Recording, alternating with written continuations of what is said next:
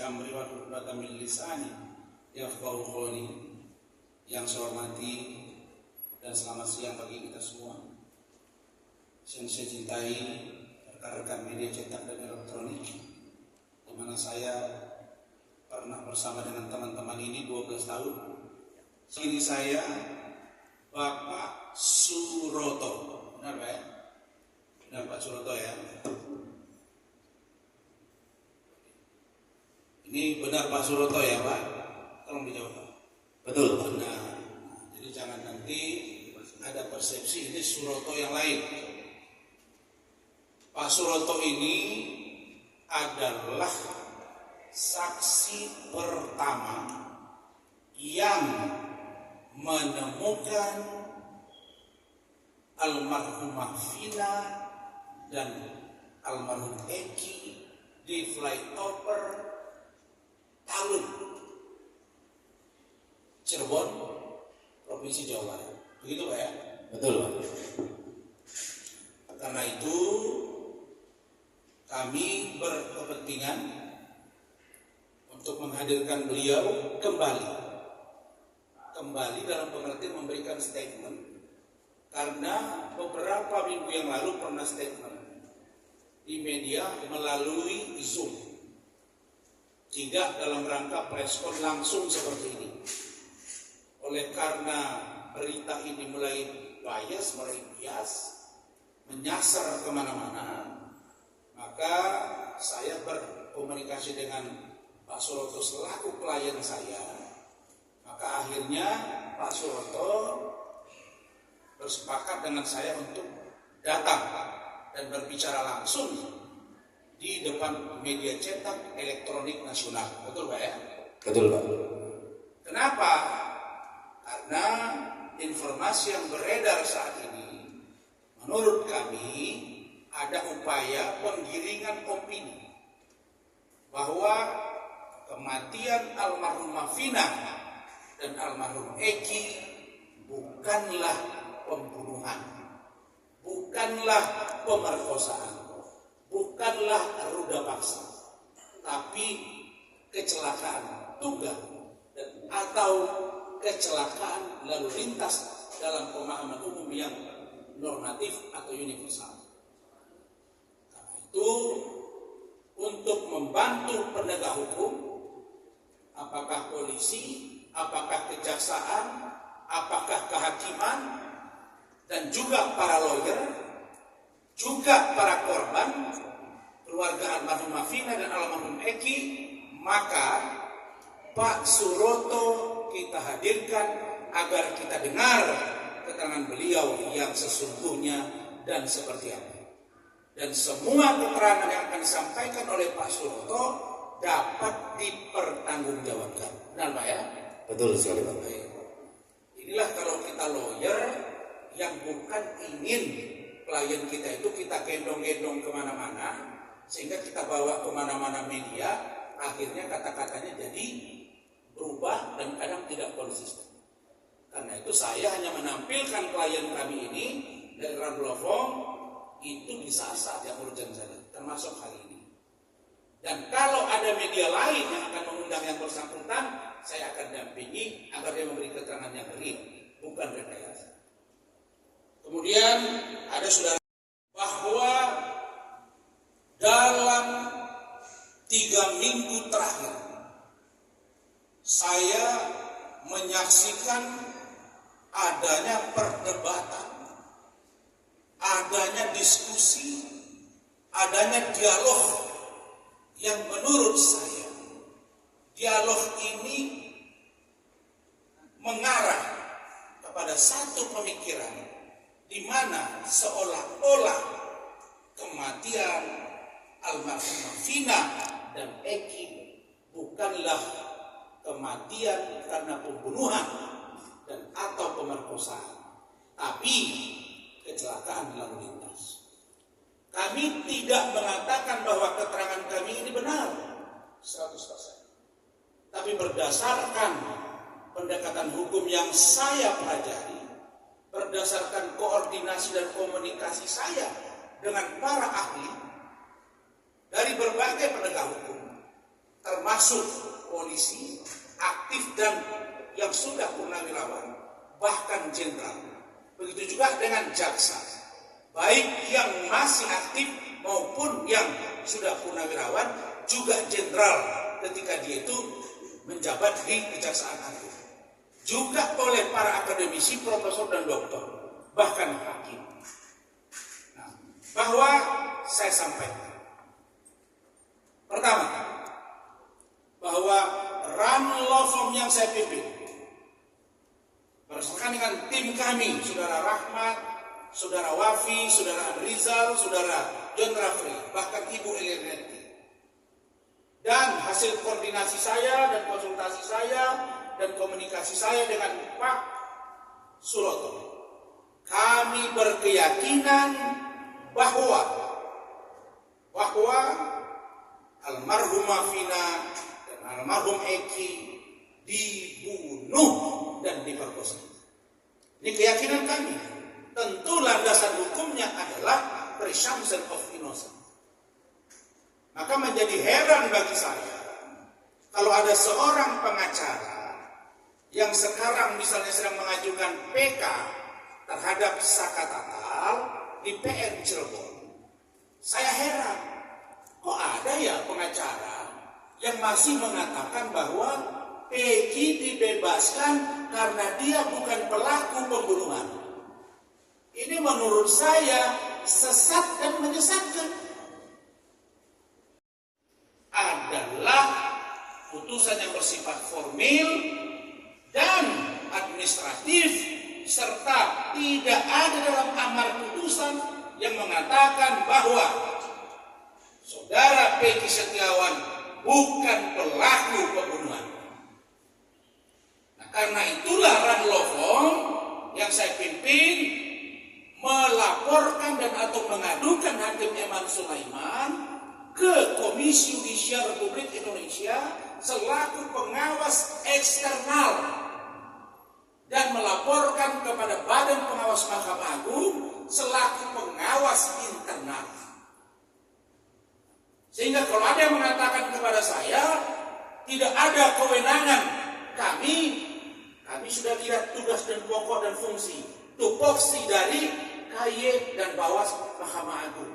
Di situ dibolehkan warga negara, warga masyarakat, akademisi dan kelompok masyarakat untuk melaporkan menguji putusan hakim dimaksud. Ada pernyataan sekarang yang menyatakan bahwa ini adalah lalu lintas termasuk PK-nya Saka Tatal. Silakan. Oke, terima kasih. Bismillahirrahmanirrahim. Assalamualaikum warahmatullahi wabarakatuh. Betul adanya pada waktu tahun 2016 itu saya rutin jam 8 atau jam setengah 9 itu datang ke Polsek Talun. Karena kenapa saya datang ke Polsek Talun? Karena wilayah saya itu di Desa Keconggeran itu tahun 2016 itu lagi rawan-rawannya begal atau geng motor yang bertawuran. Malam jam 9, jam 10, jam 11 itu rawan-rawannya orang pulang kerja itu. Ada pembegalan, ada penjamretan. Kalau pagi jam 2, jam 3, jam 4 itu ibu-ibu orang ke pasar yang dijamret atau yang dibegal. Kembali lagi ke awal. Jam 9, jam 21 ya, jam 21 saya patroli ke wilayah kami, PO Pertalun itu belum ada kejadian. Saya kembali lagi ke Polsek Talun, ngobrol. Waktu itu kalau nggak salah ngobrol sama Bapak Kapolsek sendiri. Posisi di luar, nggak di dalam polsek, di bawah bendera, di depan Polsek Talun tapi di dalam. Menunjukkan pukul 10 lewat berapa nggak tahu, tapi jam 10 lewat. Ada pengguna jalan melaporkan bahwa Pak, di jalan tol ada kecelakaan. Saya tidak panjang lebar, langsung luncurlah ke lokasi kejadian. dekat jalan tol Oper itu. Ternyata betul di situ sudah ada kurang lebih 10 orang berkerumun di dekat TKP kecelakaan itu. Saya dekat ke situ, naruh motor di pinggir. Setelah itu saya menanyakan, Pak ini kenapa? Nggak tahu Pak, tahu-tahu udah ada 2 korban tergeletak di jalan itu. Pertama yang saya tolong itu adalah yang laki, karena saya nggak tahu itu namanya siapa, saya itu dulu belum tahu. Dek, aku bilang, Dek, itu nggak ada jawaban. Posisi laki itu berdekatan dengan pembatas jalan. Kalau dari kota itu sebelah sana itu wilayah Kepompongan, kalau yang sebelah kiri itu wilayah kami, desa Kecomberan sendiri. Setelah saya tanyakan tuh, berarti itu nggak ada jawaban. Si korban lagi tuh saya balik, lumah, kalau orang Jawanya itu lumah, ya. Itu pun juga nggak bergerak, ya. Karena nggak jauh dari korban laki itu ada korban perempuan dan merintih, aduh, tolong, aduh dan tolong, masih. Dan saya fokus ke perempuan. Saya tanya, Dek, kenapa? Gak ada jawabannya yang aduh dan tolong, aduh dan tolong. Nah, gak lama itu Polsek Talun 2 orang yang itu yang bernama Pak Sujak dan Pak Haji apa ya? Pak Haji lah ya, anggota Polsek Talun itu datang dengan menggunakan mobil patroli polisi, ya. Datang. Mereka kenapa dong? Nggak tahu Pak, tahu-tahu udah Pak Haji Supardi, ya, 2 orang anggota polisi. Jadi untuk klarifikasi lagi ini, untuk mengenai Pak Susno, ya, mengenai Pak Susno yang membicarakan bahwa saya datang dengan polisi itu tidak, ya. Saya datang duluan, ya. Saya datang duluan. Pak Susno Haji maksudnya kan? Ya. Saya datang duluan, bukan bareng dengan anggota polisi 2 orang itu. Setelah polisi datang, saya tanya, Pak, mobil rangernya kemana? Aduh Pak Mandor, mobil rangernya lagi operasi di Polsek Weru, di Sumber. Aduh, gimana? Apa cari mobil lain aja? Kalau dimasukin ke mobil patroli itu nggak mungkin. Nah, nggak lama mobil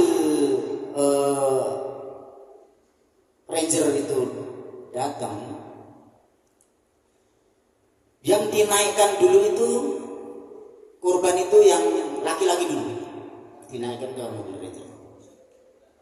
Yang seterusnya terus yang dinaikin korban perempuan itu pun masih hidup.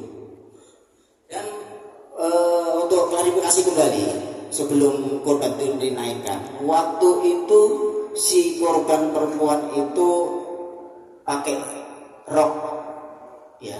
Rok itu sebatas lutut, ya. Rok apa saya tidak tahu, tapi kalau nggak salah waktu itu warnanya hitam, warna hitam, ya. Dan yang saya lihat dengan Pak Haji Supardi, karena di situ tuh jam 10 lewat itu tuh banyak pengguna jalan yang dari kabupaten kerja di kota itu waktunya pulang, ya. Itu pun banyak juga pengen lihat apakah itu saudara atau kenal barangkali, ya. Itu celananya si korban itu tidak sesuai kalau kita pakai semestinya, ya.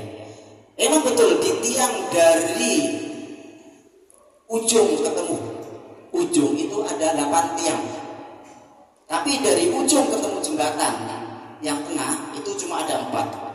Dari bawah 1, 2, 3, disitulah kedua korban. Emang di situ betul ada tiang yang bautnya bengkok. Apa itu asumsi pihak sana itu nabraknya di situ atau gimana saya tidak tahu. Tapi sepengetahuan saya emang betul adanya dulu itu di trotoar itu, di pembatas jalan itu ada garisan. Apakah karena itu kena step motor atau apa saya sendiri juga tahu. Tapi inisiatif saya yang udah pernah saya tolong kurang lebih 50-an orang yang saya tolong sedikit banyak saya tahu lah itu kecelakaan atau apa saya tahu. Tapi saya pribadi untuk menjelaskan ini, kedua korban ini bukanlah kecelakaan. Pasti ada yang membunuhnya atau ada apa, berita-berita kayak gini kan udah tahu semua, dan pelakunya juga belum tahu siapanya. Tapi mohon ini pasti bukan kecelakaan. Itu. Baik, jadi